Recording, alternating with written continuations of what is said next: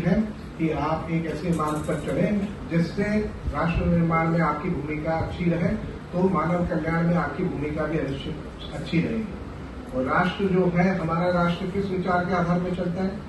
हमारा राष्ट्र वसुधैव कुटुंबकम के विचार के आधार पर चलता है। राष्ट्र निर्माण के साथ साथ जो भी कार्य आप करें उसमें ये देखें कि पूरे विश्व का कल्याण हो, विश्व में रहने वाले सभी जीवों का कल्याण हो और इस पृथ्वी पर जीवन जो है वो लंबे समय तक संरक्षित और सुरक्षित रह सके। इसके लिए आपको प्रयास करना है। वैज्ञानिक क्योंकि अप्लाइड साइंस के विद्यार्थी हैं, यहाँ पर बायोमेडिकल साइंसेज भी हैं, यहाँ पर हर तरह के विज्ञान की पढ़ाई होती है, तो आप जानते हैं कि आप अपनी भूमिका निभा सकते हैं। सस्टेनेबल यूनिवर्स, कार्यक्षम विकास की अवधारणा को अपनाना है, विज्ञान के जरिए ऐसे बदलाव लाने हैं कि मानव में की प्रगति जो है उसके साथ साथ जीवन की जो है सुनिश्चितता की जा सके सभी जीवों की। और चुनौती सबसे बड़ी क्या है, क्योंकि मैं अगर उसकी बात नहीं करूंगा, समय भले ही कम दिया गया, लेकिन चुनौती की बात तो करनी पड़ेगी। चुनौती क्या है? तो आप जानते हैं कि वर्षों से एक अवधारणा बन गई और एक भ्रम हम लोगों ने पा लिया, क्योंकि जो लोग आपने पढ़ा होगा अपनी किताबों में पहले कि 5 बार जीवन में एक्सटिंक्शन, पृथ्वी पर एक्सटिंक्शन की गतिविधियां हो चुकी है। और डायनासोर जो काफी बड़े ताकतवर थे, बड़े विशालकाय थे, लेकिन उनका अस्तित्व भी एक्सटिंक्शन में समाप्त हो गया है। लेकिन निश्चित तौर पर हमारे पूर्वज उसमें समाप्त तो नहीं हुए। और आप चित्र देखेंगे कि डायनासोर के समय में हमारे जो पूर्वज, वो निश्चित तौर पर होमो सेपियन नहीं थे, वो जो भी प्रजाति थी उस प्रजाति की शक्ल कैसे दिखती थी, तो उसके लिए आप गूगल पर सर्च कर सकते हैं और देख सकते हैं कि ट्री शू किस प्रकार का दिखाई देता था।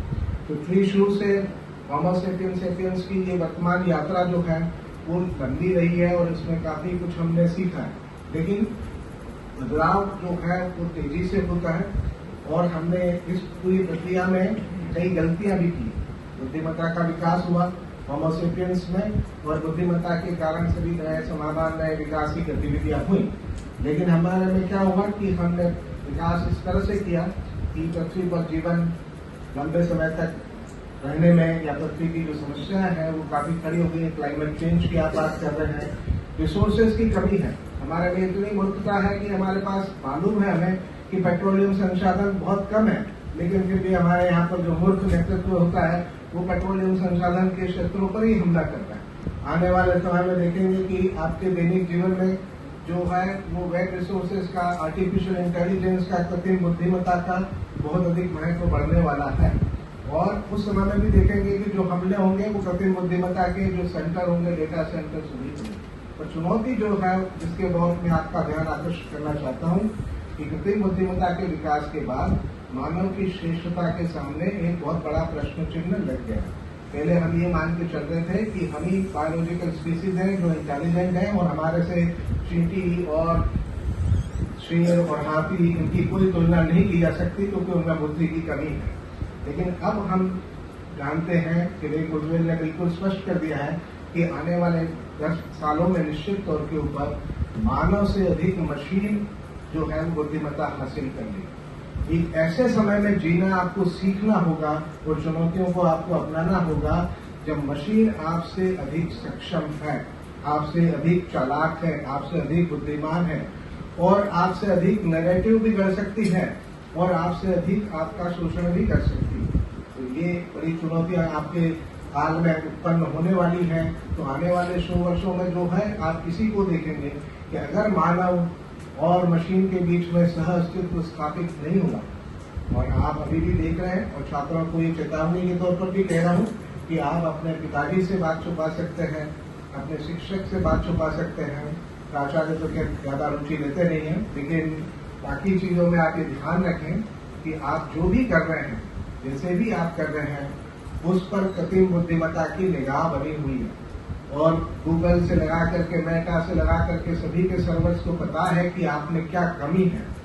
और इसीलिए मैंने एक कार्यक्रम में कहा था कि आर्टिफिशियल इंटेलिजेंस हमारी मित्र भी है तो हमारी शत्रु भी बन सकती है। और क्यों खतरनाक हो सकती है कि वो मित्र बन करके हमारे जीवन में प्रवेश करेगी, लेकिन उसकी क्षमताएं क्योंकि हमारे से अधिक होंगी तो वो आपकी खामियों को पहचान सकती है और आपकी खामियों के अनुरूप वो आपका शोषण या नई नीति बना सकती है कि कैसे इसको मूर्ख बनाया जाए।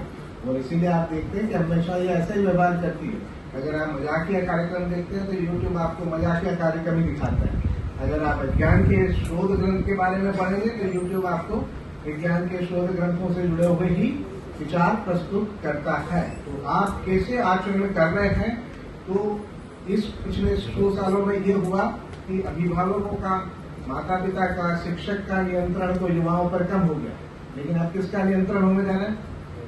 अब टेक्नोलॉजी का नियंत्रण होने जा रहा है। एआई है, पिताजी से छुपा लो, लेकिन एआई से कुछ भी छुप करके नहीं रहने वाला है। और अगर आपकी कमियां जो है अब इस आने वाले समय में छुपाई नहीं जा सकती, तो ऐसे चुनौती भरे समय में आप सब समर्पण के भाव से बेहतरीन योगदान देंगे विज्ञान एवं तकनीकी के प्रसार के लिए, मानव और जन कल्याण के लिए और पूरे ब्रह्मांड के कल्याण के लिए।